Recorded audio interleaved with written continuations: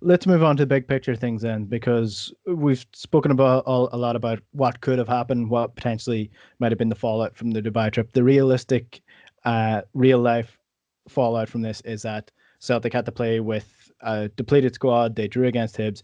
Essentially, if they wanted to win the league, they had to win every single game from now until the end of the season. That didn't happen, so they're not going to win the league. Rangers are going to win the league, so we'll put that to bed. But it's been 10 years. It's been a decade. We've spoken a lot about the sort of long-term regression of this Celtic team in Europe. What about domestically? What are we expecting from Celtic over the next 3, 4, 5 years? Because you mentioned the financial impact and what Peter Law is thinking of. Celtic, I actually looked at the books when they were published. 70 million in profit last year. That's depleted now. It's only a couple of 100,000. So it's a 70 million hit that Celtic have taken. They have a lot of assets that will be a lot worth a lot less next year, considerably a lot less next year, and considerably a lot less than they were last year because of the way that the market has fallen over the last year. So, Alan, your thoughts on the next couple of, or James, I think you want to jump in here. I just wanted to throw, because there was and I had commented on this Twitter this week, was the Dembele move to Madrid, Atletico, and the terms of that were a loan with an option to buy. And if you looked at the rumor mill back in, I think it was September and October, about what Milan was looking to do with Ajer, was a loan with an option to buy. And if you could, think about this in consumer terms, it's almost like a seller financing scheme. It's like going to buy a car and them offering you a loan to buy something that you can't afford up front. You can't pay cash for it. And given what's going on and this second round with the new variant of the virus, and what this might mean as we head into the end of this season, if leagues can finish, and what it looks like for early next season, there are and I talked about this last week. The risks here in the transfer market are substantial.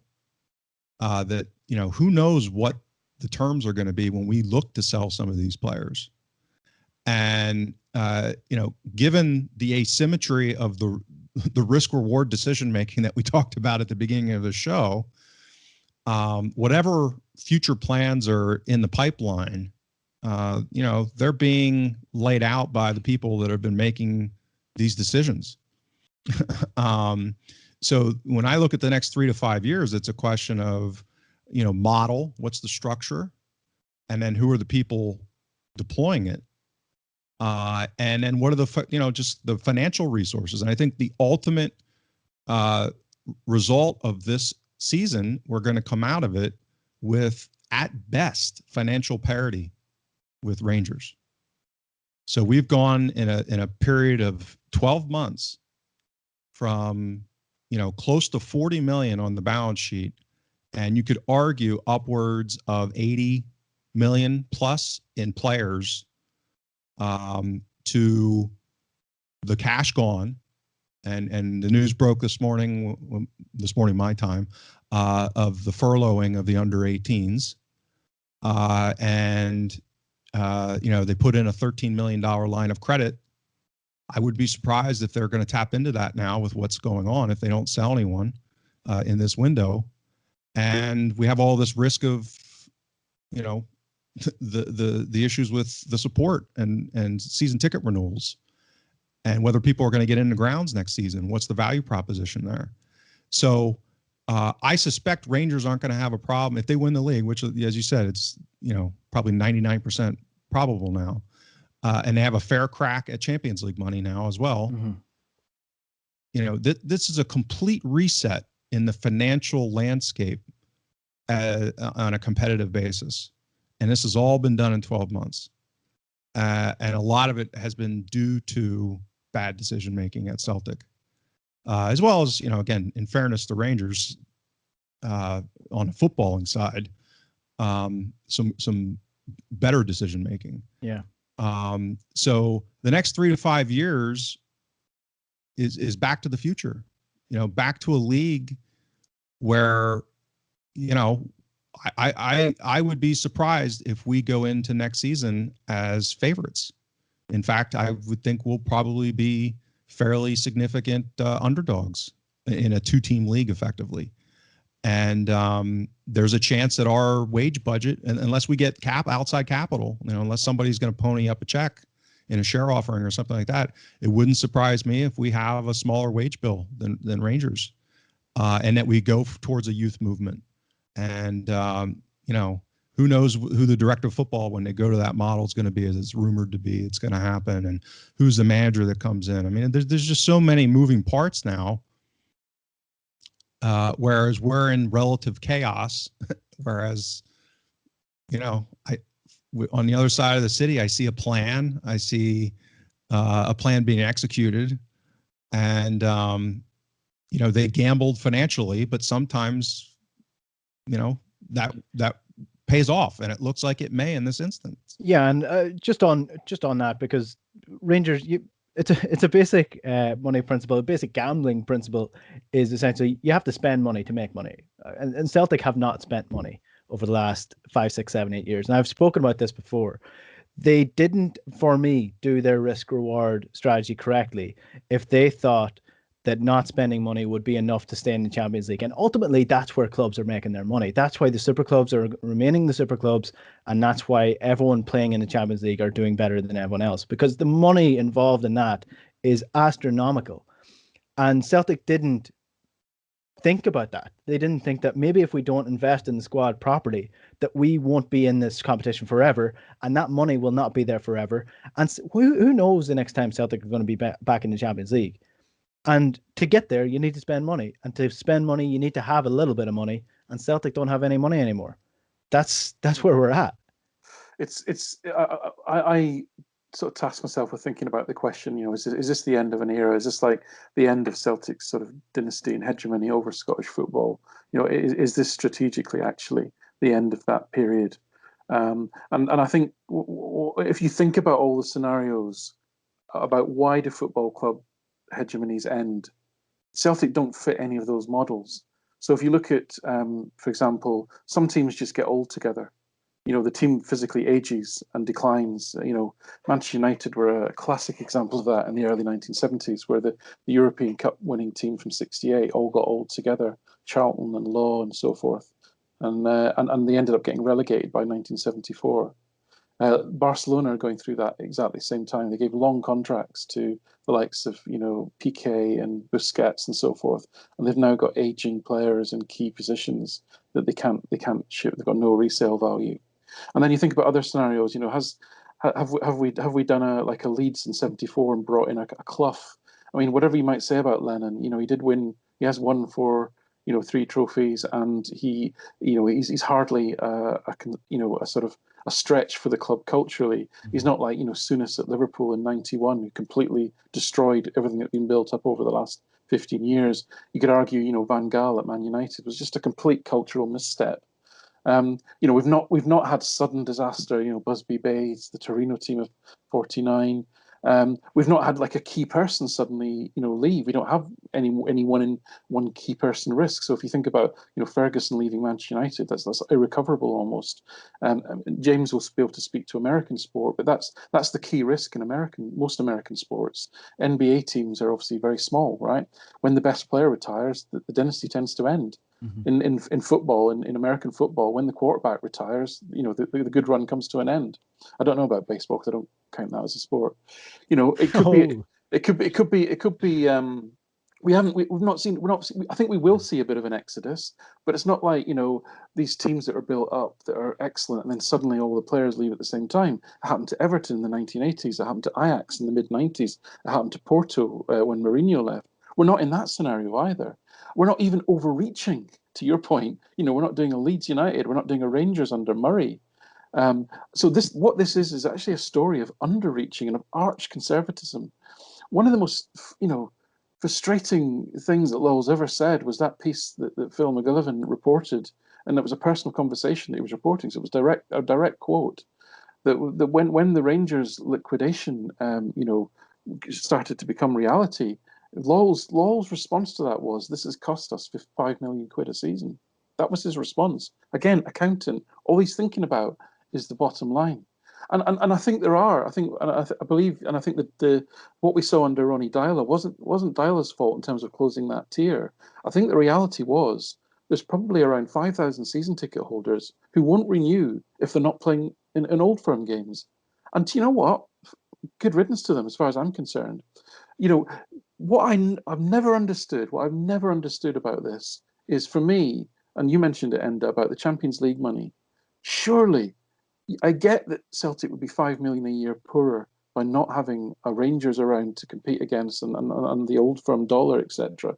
But surely having a free run at Champions League money for all those years would make up for that more. What I think has happened is typical Lowe. He wants his cake and he wants to eat it. He wanted depressed, subjugated Rangers to keep those 5,000 people renewing the season tickets, to get that 5 million extra in TV money. Andy thought he was going to get a free run at the Champions League money, but they haven't actually set themselves up to do that. And perhaps it's taken them by surprise that the lot across the city have gambled to such an extent as they have. And I kind of slightly disagree with James on that one, because they are absolutely built on sand. And there has to be a reckoning at some point. There has to be a reckoning, but that nevertheless we have dropped the ball. And I think if it is an end of an era, it's not for the reasons that normally football clubs come to the end of their dominance. It's because it's actually the opposite of many of those reasons. There might be a reckoning for them.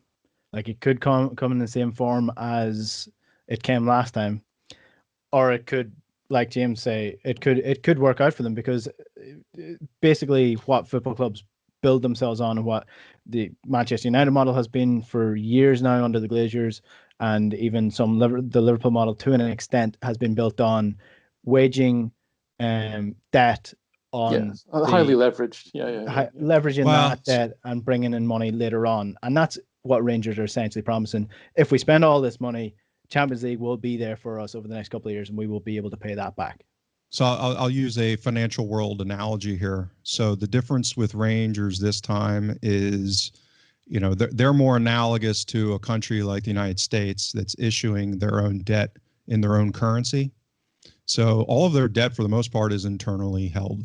They've been converting it. So that's why, and I didn't quite understand the dynamics of this back in the spring until I really looked into it. Again, looking for things to do during lockdown. So I kind of changed my view on their path financially at that point, because, they're going to be able to endow their financial situation by making Champions League. And, again, they do have valuable players. They're not as valuable as an Edouard or theoretically a McGregor, although after the season, who knows? But, they're going to be able to get a decent price for Barisic, and even Tavernier. I mean, they probably should look to sell him after the season, given his age and decline profile and the kind of season that he's had. So, if they get 30 million from Champions League and they can raise another 20 or 25 million in selling players, again, I've looked at their financial statements. That's enough. That's enough for them to basically get to the point of being a going concern, an operating model where they're not having to finance externally. And that's the difference. When you're in Argentina and you have to borrow money in US dollars, that's the analogous of what happened to Rangers back in the noughts, which is they borrowed money from banks. And that's, when you have creditors that are going to assert creditor powers, then that's where you come into a problem. But they simply don't have that dynamic. So again, that's where the irony of all this is, we may come out of this and it could be Celtic with the one that's drawn a bank line. This is what I'm saying. The degree of this, it's like Bizarro World in 12 months, just flipping it completely upside down. And so again, I suspect what Celtic's board is expecting is that they're going to be able to raise enough through player sales to basically bail them out. And that's why I keep coming back to this. Well, yeah, they're going to be able to sell them, but boy, I tell you, if I was somebody looking to buy Celtic players right now, I would be drooling. I would be drooling at my negotiating leverage as this is going into, the last 18 months of the Big Four. Yeah, no, it makes sense, James. I don't disagree with any of that, but it does work both ways, right? I mean, Celtic are still relatively a large club, and that works both ways in terms of their dealings with smaller clubs, unfortunately. So, but I take your point. I mean, in terms of the impact on the bottom line, in terms of bringing money in and financing a rebuild, which is, I mean, listen, a rebuild is on the cards because I don't think we'll keep any of the loan players, frankly, and it's likely that the likes of Incham, probably Edouard, probably Christie, probably Ayer, even, are going to be, from a career development perspective, looking to be on their way, and that leaves you with a core, right? A core of, I'm going to say Barkas because he's an experienced goalkeeper, Julian, Turnbull, McGregor, Forrest. That's you've got to build a skeleton around that. Now there are some, promising young players there. Frimpong, Taylor's only 23, Johnson's 21, Sorrow's 22. Klamala's only 22, Jetty's only 23, believe it or not. So there's a core of younger players there, but you're going to need, 6, 7 experienced players to trade in to get back to a solid level. So it's going to be a tough ask. Well, and that's the issue is the structure. That's why I said earlier, the structure and the people deploying the plan here as far as what's this rebuild going to look like, and what's the model. And all of that introduces significant risk, whereas it looks like Rangers have already done that. They already have their model. They already have Wilson in place. They're already kind of a well-oiled machine to a degree, whereas we're kind of in the reconstitution phase. And it might happen. I mean, from the ashes, right, rises the phoenix. So we're certainly burning it down. But that introduces risk. So if they make good decisions from here, put smart people in control, and have a vision and a model, and move forward from there will be resources. I'm not saying there won't be resources, but it's an issue of the margin for error, and the risk. Back to this conversation of risk. You're introducing risk, and the resources aren't going to be as high as they should have been. Certainly, probably a large degree smaller than they expected, how this would all play out. So, that's why I go back. If you think about the next 3 to 5 years, to me, it's very dicey. I think there's the call it the expected value range, so I could see things working out great. Rangers are going to have some disruption when Gerrard eventually leaves. And there's risk then when that happens. If he takes Beale with him, yeah. Yeah, exactly. And maybe Wilson gets a better job somewhere, gets attracted somewhere, or so that there's obviously bilateral risk here. It's just that right now, particularly over the next 2 years, it looks like Celtic's facing a lot more, and that means there could be upside there if things break right, but it could also get really bad if they don't make good decisions, which again, this goes back to why the last 12 months are so concerning, as we've kind of spiraled into so many bad decisions. I'm going to finish this off with another phrase, sort of like your Phoenix phrase, James. Yes. Through adversity comes opportunity. And if Celtic can get, as you said, there's a long shot, if they can get right people in the right frame of mind that know what they're doing. A football director, I think, is absolutely key to all of this. Not that it's going to solve all the problems, but I do think it will be getting a person in there that knows the footballing world makes a lot bigger difference when it's changing from Peter Lawwell making football decisions to a football person who understands the market and understands the game making the decision. So hopefully, and we will do a podcast on what is going to happen and what players are leaving, and all those kind of things. We'll touch on that in a little bit more depth as the week goes.